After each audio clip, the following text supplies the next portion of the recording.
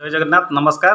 ये चिठी देखु वर्तमान ये चिठी जो मास एजुकेशन तरफ आसीगला आम ओडिशा रे प्राय 42 ରୁ 45 हजार स्कूल रे जो शिशु बाटिका खुली से शिशु सेविका माने पोस्टिंग हेबे।